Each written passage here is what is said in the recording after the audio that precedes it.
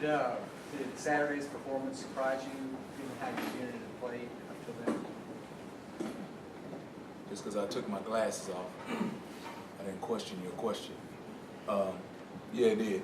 It did. Because, you know, we talked to our guys about the fact that we worked really hard for just 12 opportunities. And I don't think that we came out as a team, as a defense, with the right amount of intensity. And I'm not sure that Coach Morris, if he's talked about the fact that when you're operating, you expect to continually rise, and there will be setbacks.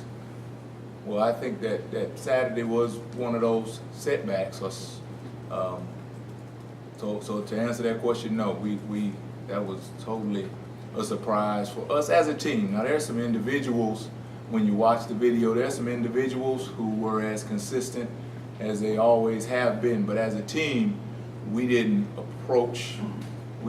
come out the way that we have. And you know, when you look at a season, you want to get better game after game. You always hear coaches talk about the improvement from game 1 to game 2, but we're way down the line. So we got to expect that our guys would have been better than we were last week. But they're human.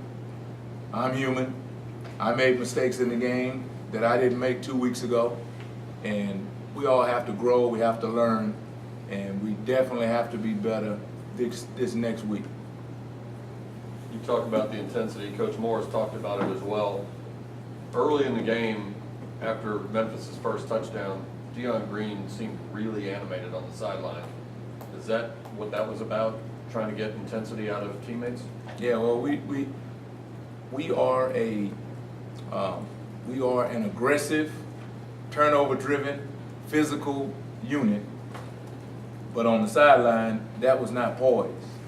And we've talked about that with Deion. Now, he's a passionate player, and we appreciate passion, but that was not it. After the game on Saturday, Coach Morris said thought it was the worst tackling performance of the year. When you watch the film, you agree, and is there anything in specific that gave you trouble? Well, normally when the guys were running with the ball, that gave us trouble. Yeah, we had problems with that. But yeah, it was. If you look at all of our games, that was the worst. And listen, our guys have a tremendous amount of pride, and they saw what we saw, and this was not a good performance on any level by any group. That's one good thing, is that we shared the responsibility in this. Not a great performance by us as coaches, and we own every bit of it, and we are committed to being better. So no, we didn't tackle well, especially given the fact that we have video evidence of being able to do it the right way. And so you know, our guys will come back today, and they did a great job on Sunday, and they did a great job yesterday, stopping in and going over their tips and getting themselves prepared for this week. The unfortunate thing, because they bounced back, they're resilient, but the unfortunate thing is that we wasted a day.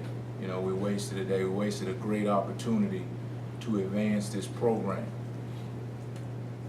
Health-wise, how did you guys come out? I don't think we had guys in any significant injuries. I think we'll be fine. We definitely always have a guy or two. We'll have a guy or two who will, you know, not finish the game or, you know, suffer in that way. But I think as we go into this week, I think we'll be fine. Zay Jones has 127 catches or whatever it is. What does he do that makes him particularly effective, and how do you simulate him in practice? It'll be very difficult to simulate him in practice. He's a dynamic, I say dynamic, he's a really sure-handed receiver. You probably don't hear a lot about him, but he is definitely, like you said, he has a lot of catches, and the quarterback is doing a good job. The quarterbacks have done a good job of getting him the ball. He's definitely a focus of their offense. He's one of the top players on their team for sure, and even though we won't be able to simulate his speed and his size, we're going to know where he is, and as a staff, we're working to put together a plan, to be able to limit him throughout the game. Does it almost help in your game plan when you know that the opponent is going to try to get it to him so many times? Do you build more things in to try to double him and lead him into extra coverage? Well, there are things already in our system in order to keep our guys, in order to keep us focused on the things that we do. There are things already built into our system to allow us to be able to double, to be able to get hands on, things to be able to affect a receiver at any given position on the field. So we'll focus our guys in on that.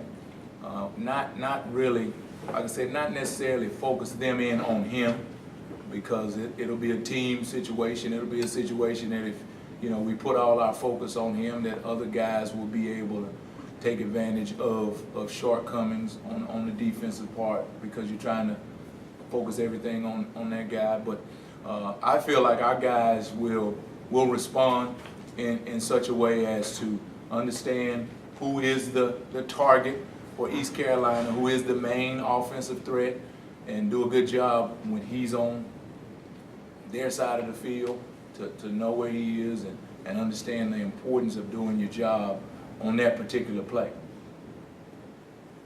East Carolina's depth chart lists 2 quarterbacks as either or as a starter. Do you expect to see both, and how different are their styles?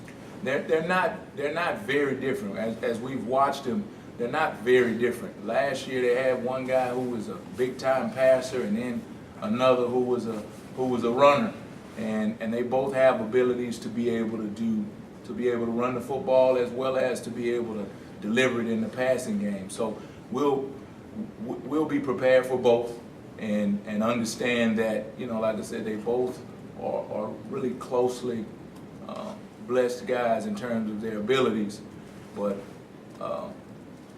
we'll have to do a good job, like I said, continuing to focus on what we do, focus on the things that we have to make sure that we are better at than our last performance, in terms of tackling, in terms of communication, getting ourselves lined up. That'll be important for us. And which quarterback they use will not necessarily, I don't think anything will be different as you watch the way they operate. They don't necessarily run plays designed to highlight one quarterback or another. James Summers last year at quarterback was able to run on you guys a little bit. Now that he's a running back, when you watch the film, they do some of the same runs or same plays, even under a different staff this year for him. They do. He's an incredible athlete. At quarterback, he was when you have teams that run the quarterback and have the ability that he was when he was at quarterback, it presents a significant challenge for the defense, because you have a guy who normally is handing the ball off. In the case of SMU, Ben is handing the ball off. Well, now you got that guy running the football with an extra blocker. So it's really just like option teams, where you have to account for the quarterback with another player. And when he has the ability to be able to throw the ball, now in the pass game, that really puts pressure on your coverage guys, because now you can't, especially with a receiver like number 7, you can't double anybody. Everybody is accounted for in the run game, and in the pass game, there tends to be a situation where it's a lot of one-on-one coverage. And you can do that, you just can't do that the whole night. It's not wise to be able to, or to force your guys into having to do that all night. When you come off a performance like Saturday, when your guys didn't tackle to the standard that you want, are you tempted to have them hit and tackle more in practice than you normally would, or do the bumps and bruises that every team deals with at this time of year eliminate that option? I can't tell you what I really want to have them do. No, seriously. No. It's easy to say that, you know. And back when I played Little League, after you lost a game, your coach lined everyone up on the field and you made you run sprints until you all passed out. Well, that's not a wise thing to do. We have adults on our defense. We have guys who understand their jobs. We have guys who understand the importance of their jobs. We have guys who understand what's at stake, and so when we don't do it the way we're supposed to do it, we can talk to them like men, and we can operate in such a way that this is not spring practice. This is not off-season winter conditioning where you go back to step one and reinstall the defense. We didn't play well.